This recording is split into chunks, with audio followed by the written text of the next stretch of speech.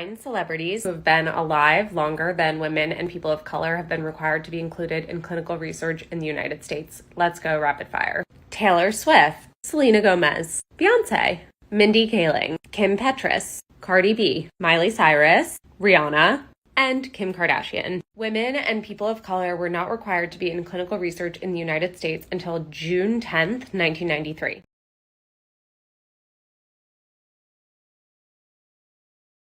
Good evening, good evening, good evening. Thanks for joining me here for Conversations with Taz, the Sunday Sit Down. Now, this Sunday Sit Down is going to be a little different than the normal thing. I normally have a potpourri of things to bring to you all, but tonight is going to be dedicated specifically to Trump news because there is a lot of Trump news to break down. Now, before we jump into the Trumpy Trump stuff, got to take a little detour and talk about some breaking news regarding Matt Gaetz. See you in a second. Oh, hey! The House Ethics Committee just reopened the investigation of Matt Gaetz' sex trafficking with a minor and using drugs. I love that for him.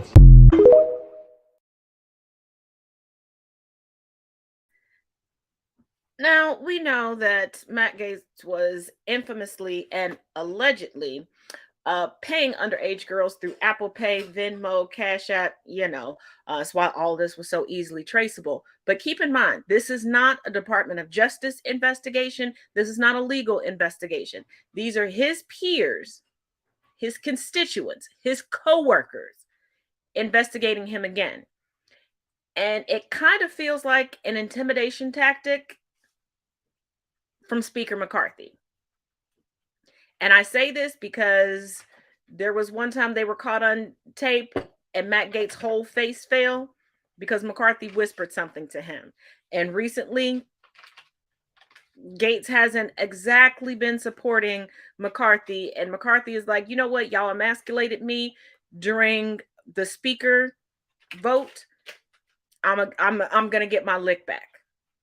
Because to me, you already know he's a pedophile. You already know the younger they are, the more he wants them. That's why Matt Gaetz hurried up and married his longtime girlfriend when the allegations first came up. So don't get too excited about that investigation.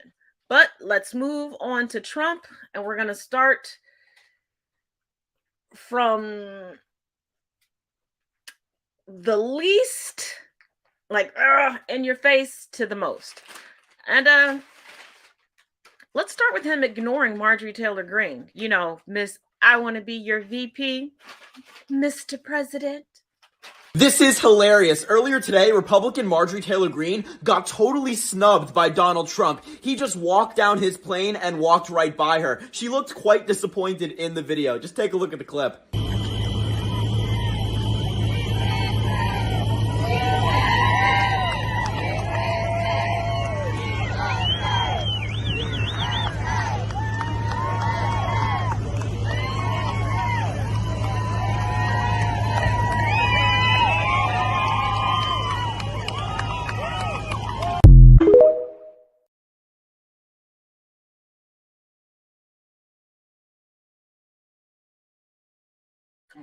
Did you see her face drop? She thought that she was just, she thought that she's just amassed all of this power. She forgets that there's only one person that Trump pays attention to, and that's Trump. Now, moving on to Trump's second indictment. Let's not forget he is the twice impeached, twice indicted, found liable for sexual assault and defamation, presidential candidate, and former president. Now, if you are subscribed to this channel, you know that I posted a video in the tab marked News Updates, where technically Trump shouldn't have been the first president or former president indicted. The first one should have been Nixon. But, Gerald Ford decided to pardon his homeboy. That's why you didn't have, a second chance at that, Gerald. But let's break it down. And keep in mind, it is 49 pages. I personally am not going to break down all 49 pages tonight. I'm going to spread them out through several nights because I do know anytime I do shows like this and I just give all of the information at once with notes, people have told me it gets a little overwhelming and they don't want to have to keep coming back and rewatching it to grasp it. So I'm going to go through a few pages here and do it. But we have the 2 initial breakdowns. These are kind of long. So turn up the volume if you need to go make something to eat, grab some snacks, or grab some drinks. Be back in 2 and 2.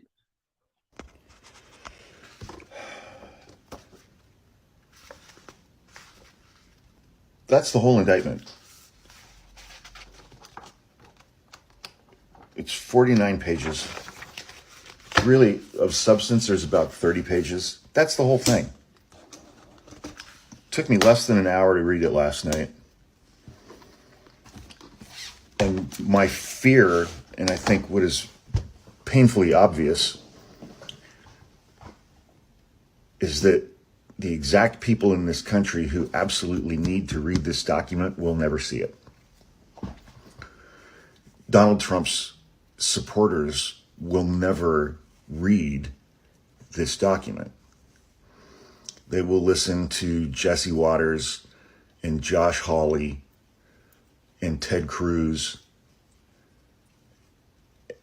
and the only things that they will hear is that this is the deep state weaponizing the justice system, weaponizing the government against Donald Trump, because the deep state is so fearful of Donald Trump getting back into office again, because if he does get back into the office again, he will destroy the deep state, regardless of the fact that he didn't do that during his first 4 years in office. They don't have an explanation for that. They don't need one because they don't care.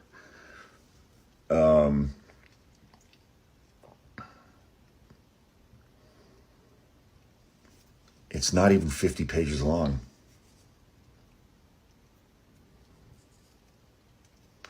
And when read in context of Trump's relationship with Saudi Arabia and Vladimir Putin and Kim Jong-un and China,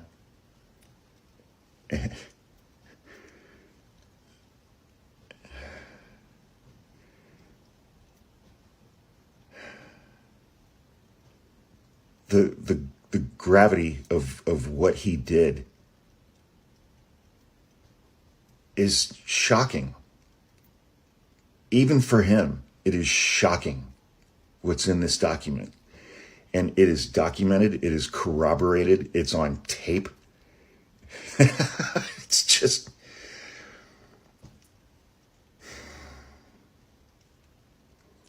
I'm not aware of another American who is so anti-America as Donald Trump is. And his supporters love that about him, because they're dumb, gullible, loud, mean, easily manipulated. They've been lied to, and they buy it because it makes them feel good.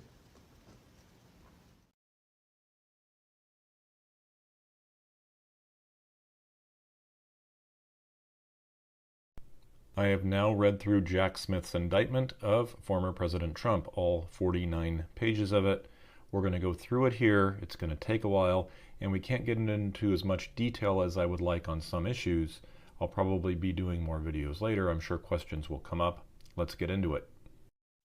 Here's the indictment itself. It was filed yesterday, June 8th. We start with some of the classified documents that Trump had stored in boxes at Mar-a-Lago and at Bedminster. They include documents regarding defense and weapons capabilities of the United States and foreign countries, United States nuclear programs, potential vulnerabilities of the United States and its allies to military attack, and plans for possible retaliation in response to a foreign attack. There's actually a list in the indictment of 31 documents and general descriptions of what they are. The indictment talks about how the boxes were brought to those places and how they were moved around, where those documents were stored, including a ballroom, a bathroom and shower, an office space, Trump's bedroom, and a storage room. On 2 separate occasions, Trump showed classified documents to other people. In one circumstance, he acknowledged that the plan that he was showing them was highly confidential and secret. He also said, as president, I could have declassified it, and now I can't, but this is still a secret. Another time he showed a classified map related to a military operation to the member of a political action committee and said he should not be showing it to the person and that the person should not get too close. You can pause to read this if you would like, but Smith goes through some of the different secret classifications of documents, top secret, secret, and confidential. Smith even cited statements made by then-candidate Trump and, after that, President Trump about the importance of maintaining the secrecy of such documents. Of course, he was referring to Hillary Clinton, but they're interesting statements now, given that he didn't do what he said should be done. He even talks about the inappropriateness of former government officials having such documents, especially if they seek to use real or perceived access to sensitive information to validate their political attacks. The documents appear to have moved around a lot based on space needs, and some of them ended up in the bathroom and the shower. Others in different places where public had access, sometimes the documents spilling onto the floor, visible for all to see. A big issue here, though, is the cover-up of having these documents in the first place. The National Archives asked for them back, and some documents were returned after a search. A subpoena was issued by the grand jury in May of 2022 to hand over all of their documents, but Trump worked with a man named Nauta to hide them, not only from the FBI but his own lawyers. A meeting was scheduled with Trump lawyer number 1 to turn over all the documents as required by the subpoena. That meeting took place, but in the meantime, Trump was telling Nauta to move boxes around, which Nauta did, and then lied about it. Attorney number 1 was not told. Here's some of the details of short phone calls between Trump and Nauta that resulted in boxes being moved, as shown on surveillance video. Trump was set to meet with attorney number 1 on June 2nd to go through those boxes, but as I mentioned at the same time, he had Nauta moving boxes around, unbeknownst to attorney number 1. Attorney number 1 then asked attorney number 3 to come by Mar-a-Lago and sign the certification that said a thorough search had been done and everything responsive to the subpoena had been turned over. Neither attorney number 1 nor attorney number 3 knew that was a lie because they didn't know that Trump and Nauta were moving boxes around. In August 2022, there was then the infamous search where the FBI came in and found yet more stuff that had been hidden. They found over 100 more documents with classification markings, both in Trump's office and a storage room. The first 31 counts of the indictment are only against Trump. There's one count for each of 31 documents that Smith says Trump willfully retained and failed to deliver to the officer or employee of the United States government entitled to receive them, and there's a list of all of them. Count 32 is the conspiracy to obstruct justice by Trump and Nauta moving boxes around knowing that the FBI was looking for them. My guess, Nauta will be happy to testify against former President Trump to save his own ass. Count 33 is against Trump and Nauta for hiding and concealing documents from a federal grand jury. Count 34, hiding the documents so that his attorney would not find and produce them to the grand jury. Count 35, concealing a document in a federal investigation. That's both of them. Count 36, a scheme to conceal the documents. Again, both Trump and Nauta. Count 37 is only against Trump, saying that Trump caused the false statements and representations to be made to the grand jury and the FBI in the sworn certification from Trump attorney number 3. Sorry, I had the wrong picture up there. There's count 37. And count 38 is only false statements and representations by Nauta. He allegedly gave false statements to the FBI during the investigation. How much time could they face? Up to 20 years on many of these counts. I think some of them are 10. Why is this different than the Pence and Biden examples? Because Pence and Biden turned over all the documents they could put their hands on as soon as they were found. They were not directly themselves involved in packing up the boxes or sending them to their various residences and other places of storage, and they didn't attempt to conceal them. It is interesting to note that there are no indictments under the Presidential Records Act. All 3 of them likely violated the Presidential Records Act simply by having the documents at all, but Trump has not been charged with that, nor will Pence be. As is often the case, it's not the original crime, it's the cover-up. And everything here in this indictment involves the cover-up, not just having those documents. I said it a year ago and I'll say it again. If Trump had simply turned everything over in May of 2021 when he was first asked by the National Archives, this would not be an issue, everything would have been turned over, and it would not be a problem. But he wanted to keep them, He wanted to keep them so badly that it appears he moved them around so that they wouldn't be found.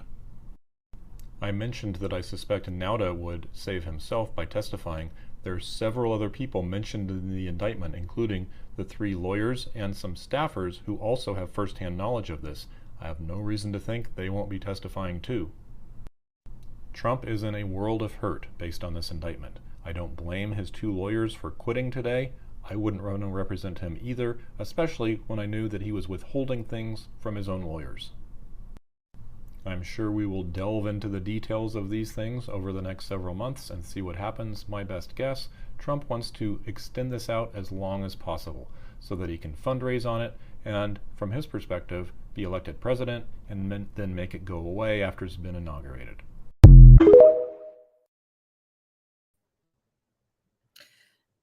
Now, there are some other key points I want to bring up in the first few pages of this indictment. But before we do, I do want to clarify some things before I start talking about them so everybody's on the same page and we have an understanding. Now, there are 3 executive orders that are cited within the first few pages. Executive Order 12958, and the subsequent ones are just amendments to this one. The Classified National Security Information. This was signed by Clinton. This prescribes a uniform system for classifying, safeguarding, and declassifying national security information. And some of these may sound familiar if you were around for my Espionage Act series, so just bear with me if you are. Executive Order 13292 amends 12958 to include information related to defense against transnational terrorism. Oops, I'll move this up. And Executive Order 13526. 13292 was signed by Bush. And then Executive Order 13526, which was signed by Obama. And we know how Trump feels about Obama. Amended it to include unauthorized disclosure of which is reasonably to be expected to cause damage to national defense or foreign relations of the United States. Also, Trump had documents that were marked no foreign, NOFORN,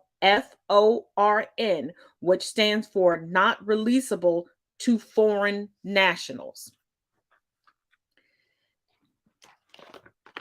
Now that we've cleared the air on that, let's get into it. Now, here's something that a lot of people are skimming over, and I think it's important for people to know. And y'all know I read everything, so you don't have to if you don't want to. On page 2, it says, over the course of his presidency, let me repeat this. Over the course of his presidency, Trump gathered newspapers, press clippings, letters, notes, cards, photographs, official documents, and other materials in cardboard boxes that he kept in the White House. Among the materials Trump stored in his boxes were hundreds of classified documents. Can we say premeditation? Can we say premeditation? He knew from day one the long grift he wanted to have from being president. The classified documents Trump stored in his boxes included information regarding defense and weapons capabilities of both the United States and foreign countries, United States nuclear programs, potential vulnerabilities of the United States and its allies to military attack, and plans for possible retaliation in response to a foreign attack. The unauthorized disclosure of these classified documents could put at risk the national security of the United States, foreign relations, the safety of the United States military. Hey, conservatives, what about protect the military, be impeachment, and human sources, and continued viability of sensitive intelligence collection methods. And I want to show y'all a picture as I go into this next part. Sorry, click the wrong button here.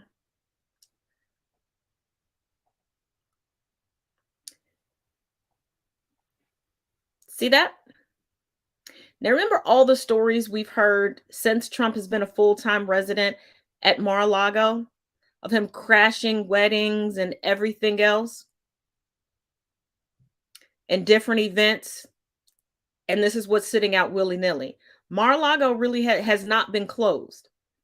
So all of its members, all of its employees, full-time, part-time, and temporary / seasonal employees. Yeah. So as you look at this picture and the picture behind me of his bathroom, and if you look a little closer, you can see that there's a tension shower curtain rod in front of the shower, and they have boxes going all the way to the top and then boxes in front of them. The Mar-a-Lago Club was an active social club which between January 2021 and August 2022 hosted events for tens of thousands of members and guests. After Trump's presidency, the Mar-a-Lago Club was not an authorized location for the storage, possession, review, display, or discussion of classified documents. Nevertheless, Trump stored his boxes containing classified documents in various locations at the Mar-a-Lago Club, including a ballroom and a bathroom and shower and office space, his bedroom and storage room. Even greater reason, and now we understand why Melania, amongst other reasons, refused to share a bedroom with him. Yeah.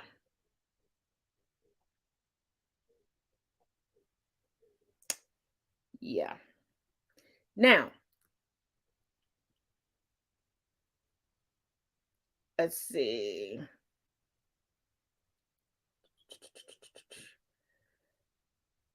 Now, there is a co-defendant, and his name, Waltine Nauta. Hope I'm pronouncing that correctly. Defendant Nauta was a member of the United States Navy.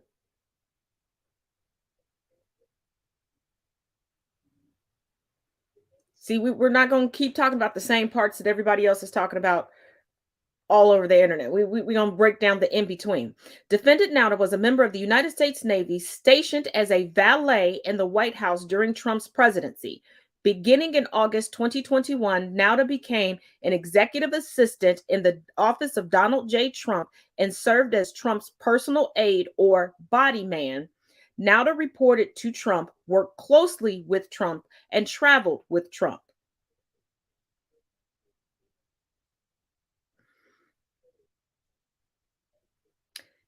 And for those questioning the Secret Service agents, here we go. The United States Secret Service provided protection services to Trump and his family after he left office, including at the Mar-a-Lago Club, but it was not responsible for the protection of Trump's boxes or their contents. Trump did not inform the Secret Service that he was storing boxes containing classified documents at the Mar-a-Lago Club.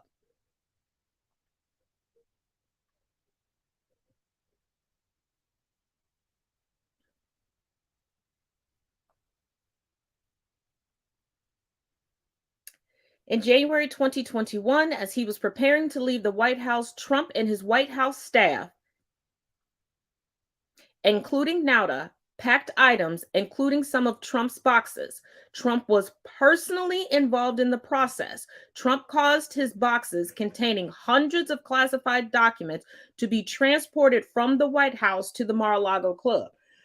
Now, I remember watching the footage of Inauguration Day for Trump. Well, for Biden.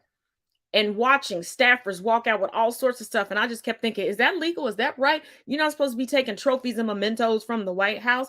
Yeah, who knew that through the back door? Not speaking literally, because I found out today that people don't understand analogies or anything else, that they were leaving with boxes. They're like, oh, they're just personal keepsakes, just newspaper clippings.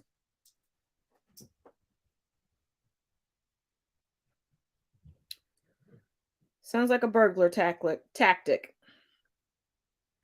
So from January through March 15, 2021, some of Trump's boxes were stored in the Mar-a-Lago Club's white and gold ballroom in which events and gatherings took place. Trump's boxes were for a time stacked on the ballroom stage, as in the picture that I showed you all previously.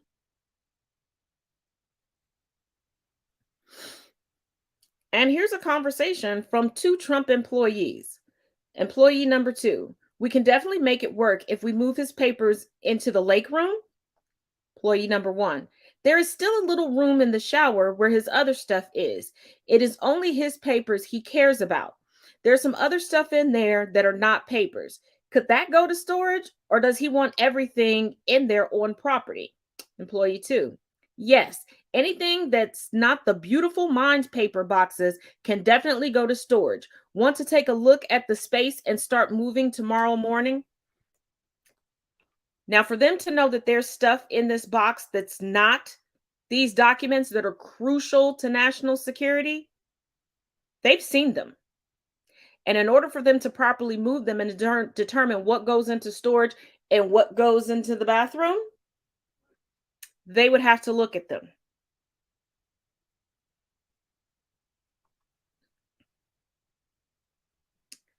They would have to look at them.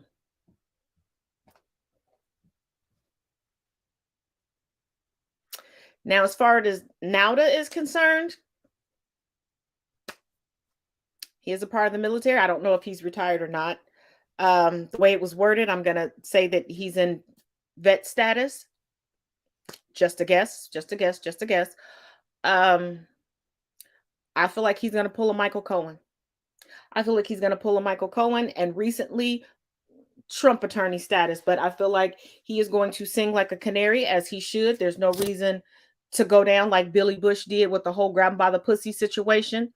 And I think he's also going to write a very in-depth tell-all as soon as he can.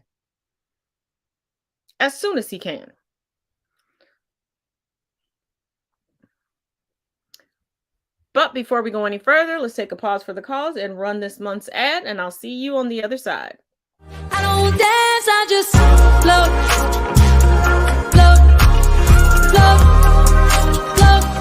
I don't dance, I just float.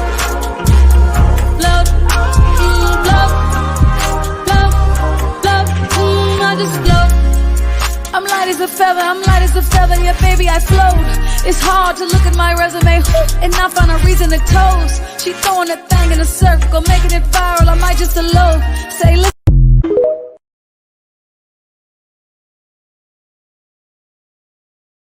Got something. What is it? This intel proves they're planning an attack on the United States. We've got to get this up the chain of command so they can inform the Americans. They won't. They won't what? They won't inform the White House. They can't. We've spent 5 years infiltrating this group. We finally have agents and informants that have gained the trust of some of their leadership, all for the purpose of getting intel like this. We always inform the Americans. Why wouldn't we this time? Because things are different now. As you said, we've spent the last 5 years getting this intelligence. We need to ensure that our informants are protected or there will be no more intelligence. You do know that the last American president stored some of our previous documents in bathrooms and in closets right next to where hundreds of people would gather every weekend, right? And if these documents get leaked, it will lead right back to the specific informants that we have embedded in their group. Yeah, we may trust the current administration, but the previous guy could be back in power in 2 years, and we can't risk losing our informants. And for those that are thinking, oh, it's not that big of a deal, we can sweep this under the rug. First of all, we don't know who Trump showed everything to. We don't know who those people told about anything. Let's not forget that the young man that was arrested for sharing things in his Discord server, how it was picked up and disseminated and altered and changed and everything else. And our allies cannot trust us regarding classified information. This information doesn't come from just people sitting behind a computer screen.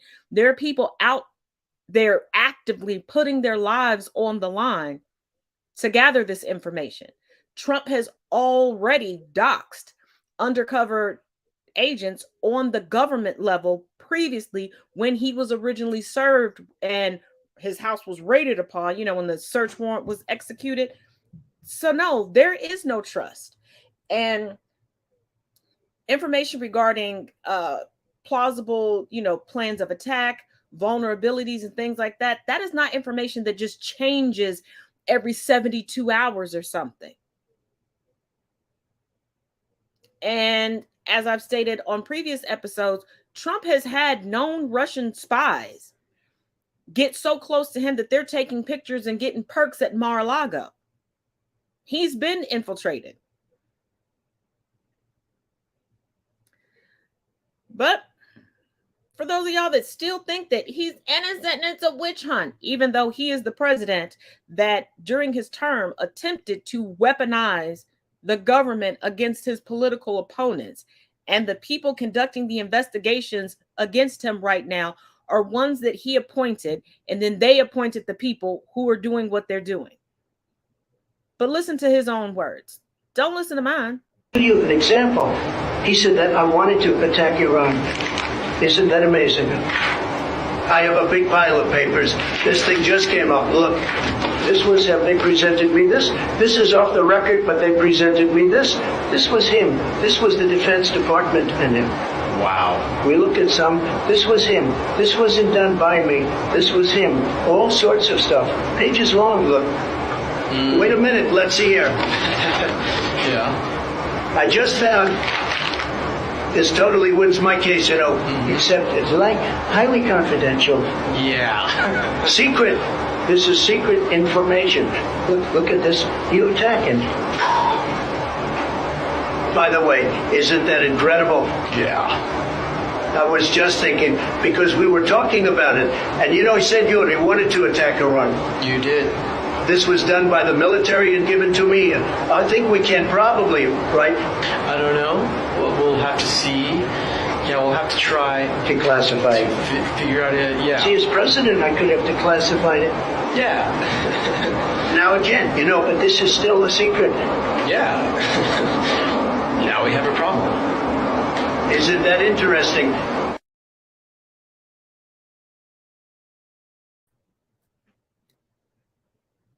Still think this is just a witch hunt? This is a political witch hunt. First of all, the evidence of Trump's cognitive decline is very evident, very evident. And he is grasping at straws and having mantrums all over Truth Social that, and then the infighting within the GOP and the baseball team worth of candidates that they have right now. Trump is his own worst enemy. We already know he nor the GOP have the popular vote. And Roe v. Wade is definitively the nail in the coffin. That's why they're trying to shift everybody's focus off of abortion rights into this culture war against wokeness. I can't. But now I know that there's some of y'all out there that are like, but the judge assigned to his case is the one that tried to derail, it before when the special counsel was originally assigned and she was doing this. And then they moved on to a higher court that told her, sit down, you overreached. So let's dig into her. Let's go. Okay, so folks, you see this picture? On the left there, that's Judge Eileen Cannon, and she's been initially assigned to the new Trump case in Florida. So as you can imagine, there are some problems here. She's a Trump-appointed judge, and she clearly has a loyalty to MAGA. She's made terrible rulings in the past to protect Donald Trump, and in this case, she would have a lot of discretion over things like how long Donald Trump would be sentenced if he was convicted. This cannot stand. A new judge must be assigned to this case because we cannot have a Trump loyalist presiding over such an important case.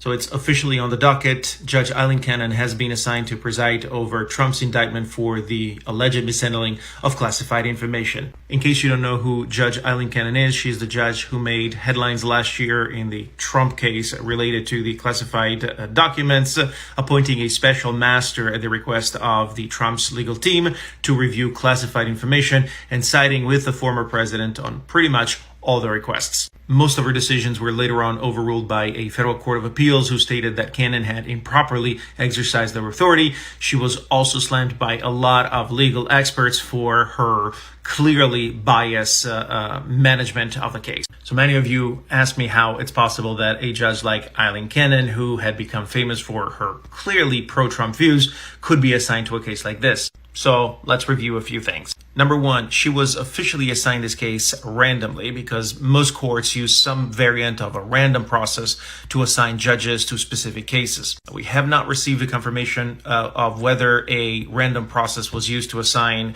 Judge Cannon to this case, but looking at numbers, Trump had a 1 in 15 chances to get Judge Cannon assigned to his case. I'm not a statistician, so I don't know whether those are good odds or not. Judge Eileen Cannon was nominated by Trump and had overseen a previous trial where Trump was party to the case. But normally, these two elements in and of themselves do not constitute a reason why a judge should not be assigned to a new case.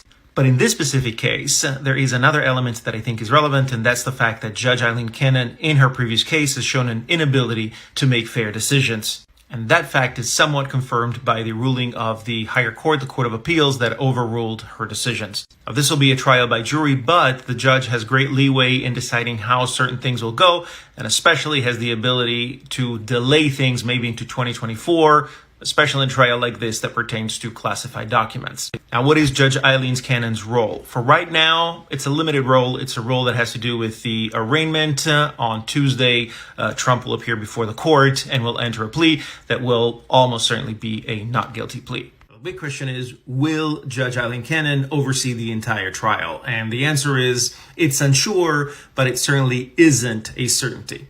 Because at the end of the day, in my opinion, three things can happen. She simply might not be permanently assigned to the trial. She could recuse herself because of her prior involvement with the decisions, which is an unlikely position, but not impossible, because a presence in this trial could literally ruin her career. And if she doesn't recuse herself, then the DOJ could ask for a recusal on the basis of exactly what we talked about. Now, if the DOJ asks for a recusal and gets rejected, then they would bring that decision to the Court of Appeals, and this is where it gets interesting, because the Court of Appeals might have precedent to decide in favor of the DOJ. There's a case known as United States v. Martin, where the court stated that if a judge in the past has shown preference for a defendant, then that judge should be reassigned, because that original judge would have difficulty putting his, or her in this case, previous views and findings aside. So nothing really is sure at this time. The assignment of Eileen Cannon in this case certainly can't be called good news for the Department of Justice, but they do have at least one thing working in their favor, and that is Special Counsel Jack Smith, who has navigated much rougher water than this one in previous litigations. We have more information about the appointment of Eileen Cannon as judge presiding over the Trump's indictment case. Angela Noble, the clerk of the court for the U.S. District Court for the Southern District of Florida, provided two important clarifications. One, about the odds that Eileen Cannon would be selected randomly to preside over this particular case, and the other about how long she will actually preside over the case itself. Number one, the clerk of the court confirmed that Eileen Cannon was selected using a random method, but explained that the pool of available judges was much smaller than was originally thought because of internal district procedures. District procedures assign a random judge from a pool made of the judges in the division where the case originally started and from two neighboring divisions. This would narrow the pool of available judges to the West Palm Beach division where Mar-a-Lago is located, plus the Fort Lauderdale division and the Fort Pierce division. So that would create a pool of 7 available judges plus 3 senior judges. But district rules exclude senior judges if they have already reached or are about to reach their caseload for the year. And according to Ms. Noble, 1 judge of the 3 senior judges had already reached this caseload, and 2 other judges were close to receiving their full caseload. So now you're left with these 7 original judges. And of those, 1 is only receiving cases from Miami, the other is not receiving cases at all, and a third one is only receiving 50% of his cases outside of Miami. And that narrows the pool to only 4, maybe 5 judges.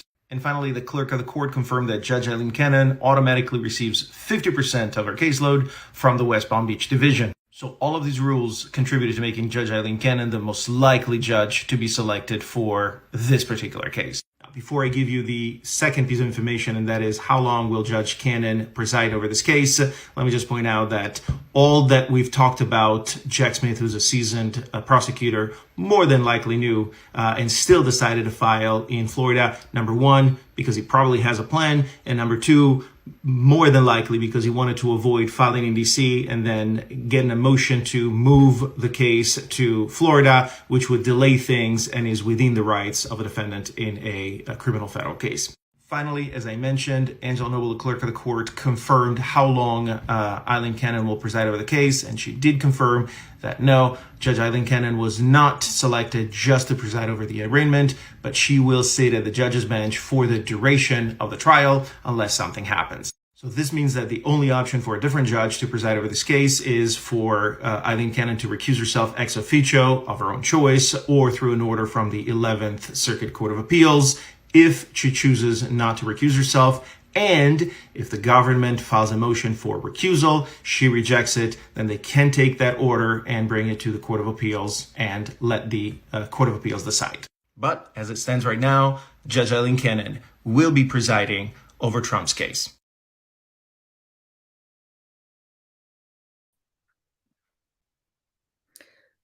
So just so you know, there are legal, I guess you can call them safeguards in place should she decide to go off the rails again.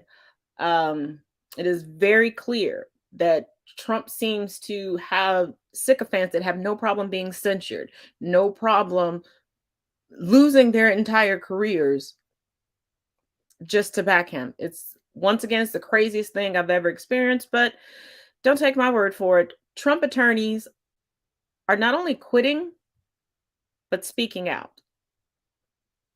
Don't believe me? Just watch. Donald Trump's lawyers, Donald Trump's remaining lawyers are no longer afraid to speak out about how horrible things are on Donald Trump's legal team.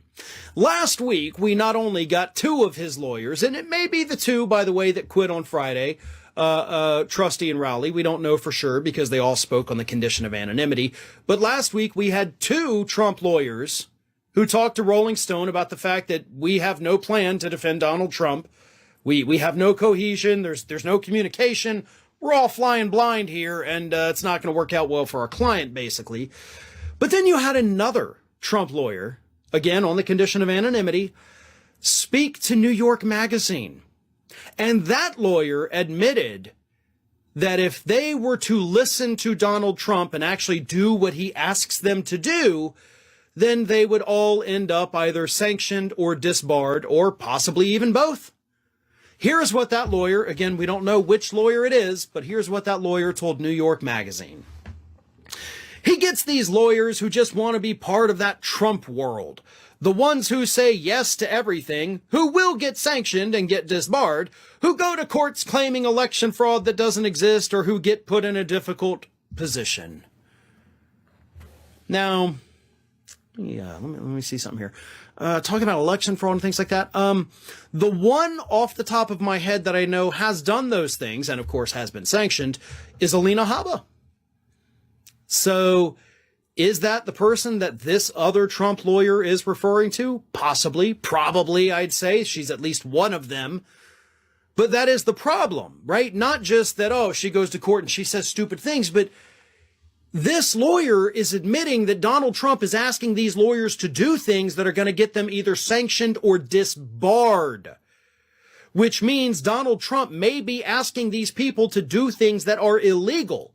And the reason I say that is because we now know, as part of the unsealed indictment, that Donald Trump at one point did tell his lawyers, wouldn't it be easier to just tell them we don't have these documents? Like asking his lawyers, shouldn't we just lie to the federal government? That's part of the conspiracy to obstruct justice, by the way. So there must have been Trump lawyers on that team, according to this lawyer, who raised their hands and said, yes, I am okay with that idea. That sounds great, boss. Let's go lie to law enforcement. But the lawyer continued. When asked, of course, about why Donald Trump doesn't hire good lawyers, And that lawyer actually had an answer for that too, not realizing the irony of being asked like, hey, why doesn't he have good lawyers? And you're like, wait a minute, I'm a lawyer for him. But anyway, he said, one reason is that Trump is cheap and has apparently been reluctant to spend the sort of money his legal circumstances would seem to demand.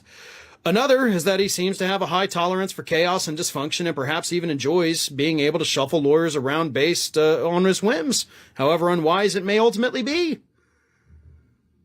So, yeah, that doesn't sound too good either.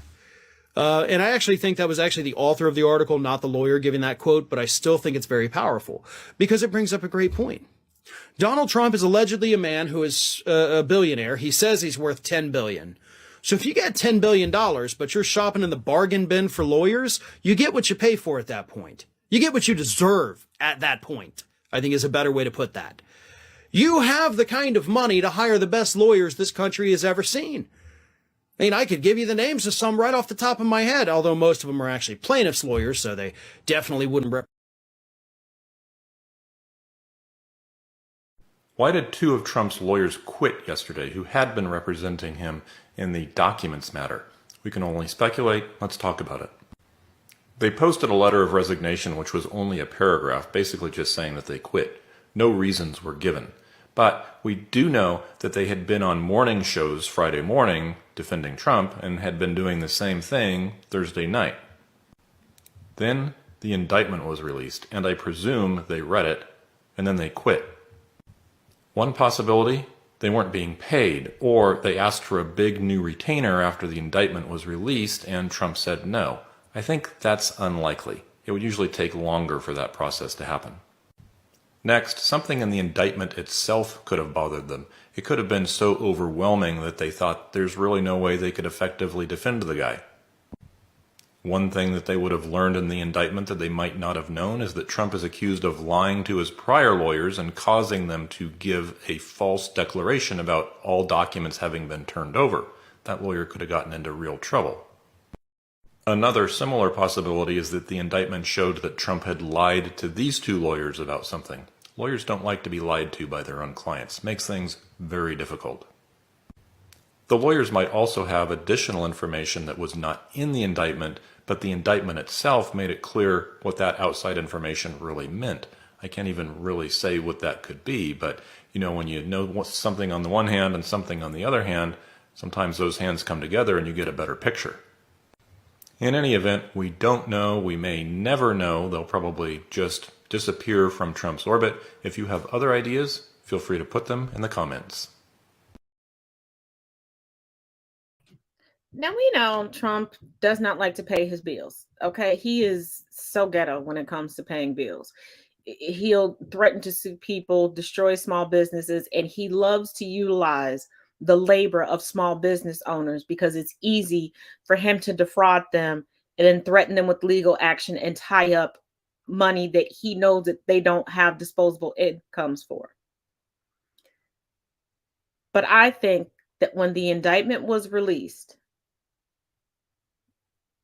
Trump already had attorneys speaking out saying that it's like working for a mob boss, that he gets people that have no problem being censured, have no problem, publicly giving credence to his lies, like the election lie and even the lies surrounding this. When it was confirmed that he lied, I think they knew he lied a little bit to them. But when the indictment came out, dude, you lied a lot. And I'm pretty sure his meetings with his attorneys were either over Zoom or at their offices. Because nobody had to go to the bathroom. Nobody walked into the ballroom. Nobody walked into all these places around Mar-a-Lago where you can just see things.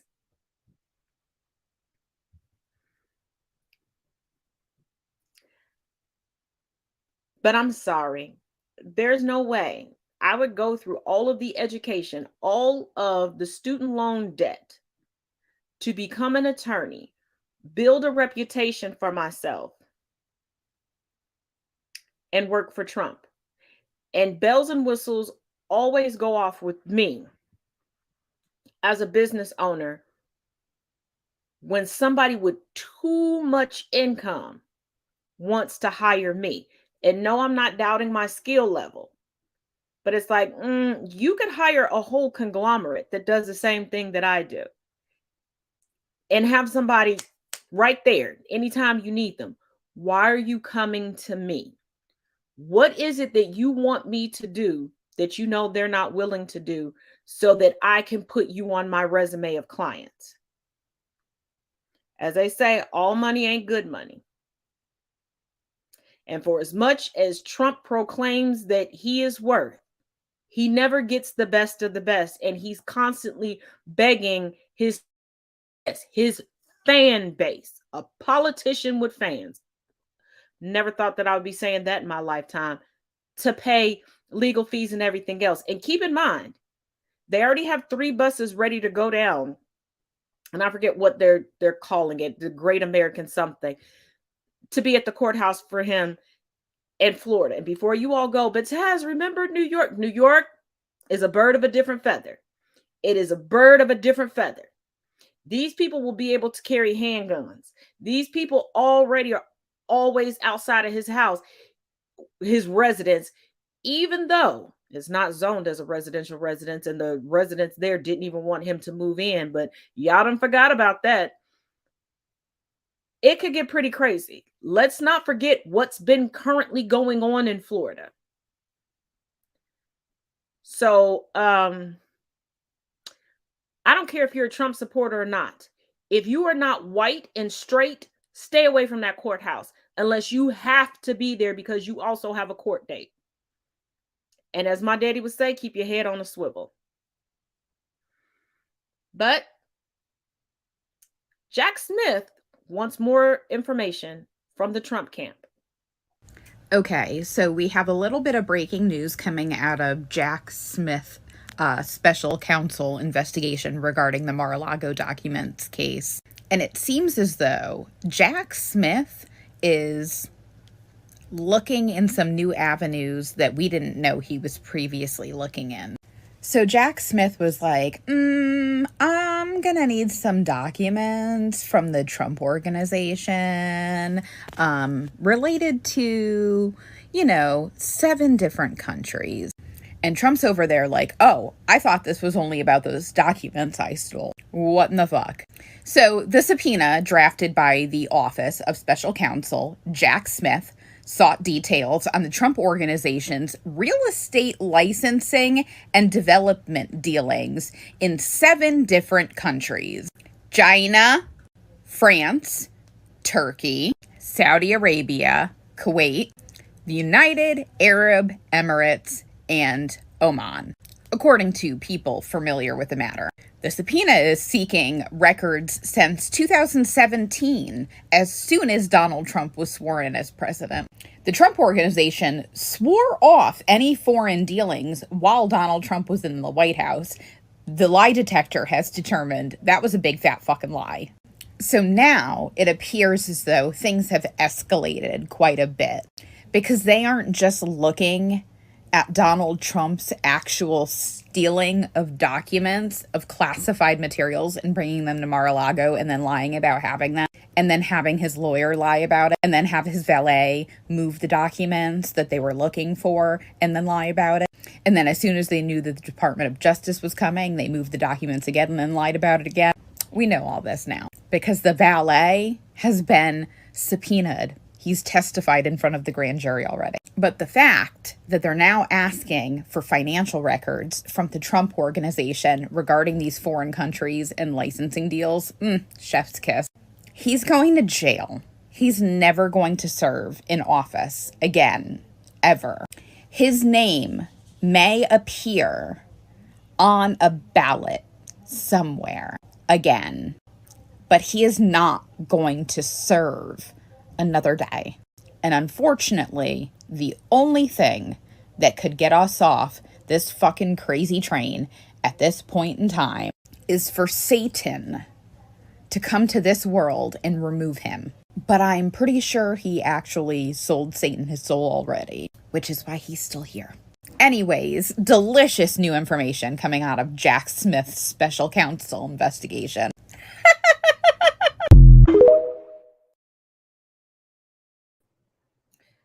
And also keep in mind that the day after the indictment dropped, because remember, Trump spilled the beans before it was made official, and Trump made it seem like it was just 7 counts. No, it's over 30.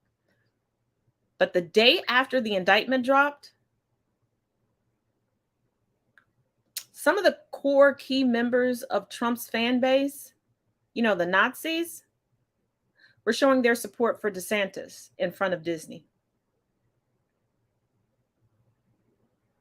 Even though DeSantis recently gave a speech where he had his own one-man wet t-shirt contest. And I'm not talking because somebody threw a bucket of water at him or he decided to take a plunge. He was sweating that much with his awkward self.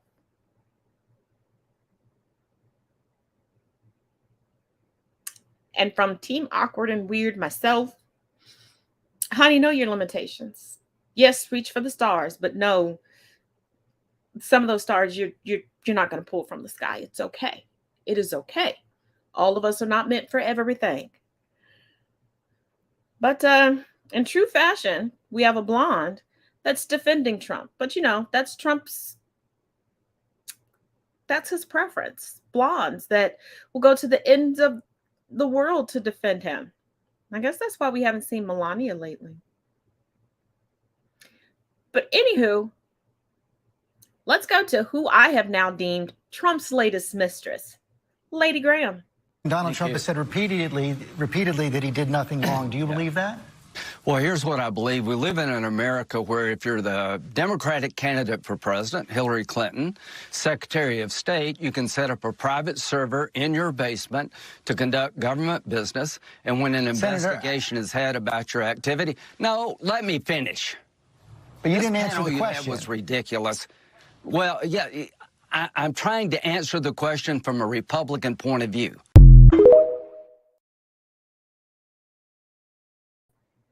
And did you catch what the Republican point of view is?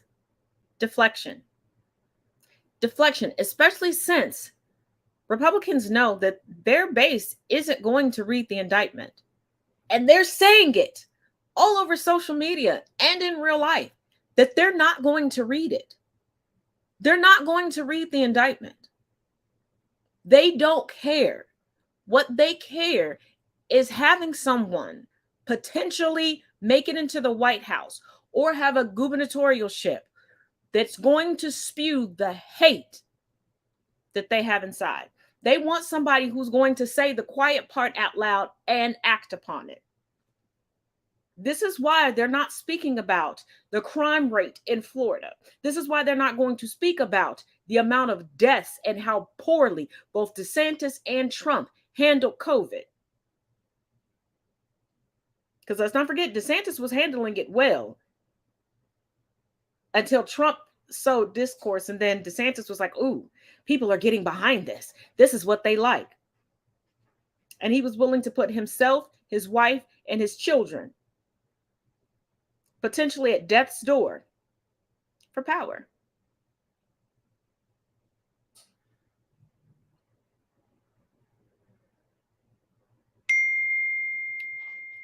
And you know what? Whoops. This comment says it all. Says it all. That's all that they want. Trump pays attention to polling numbers as far as him appearing to be at the top. That's why he rarely looks at substantial, reputable polls. He nor DeSantis look at what the people want. And in Trump's most recent speeches, now he's getting into the woke culture war. And he even said, I talk about this. I talk about transgenders. They know how to play the public. See, the most long-standing tradition within the United States is attacking a marginalized community, then moving on to the next marginalized community with the next generation and making the previously attacked community feel morally superior to the current one under attack.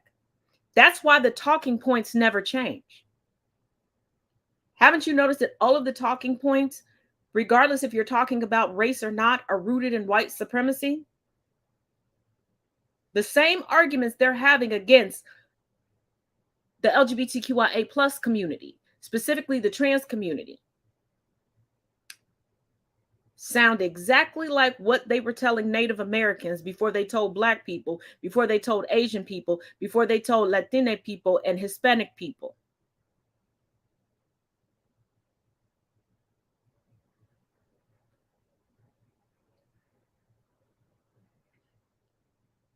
But you know, hey,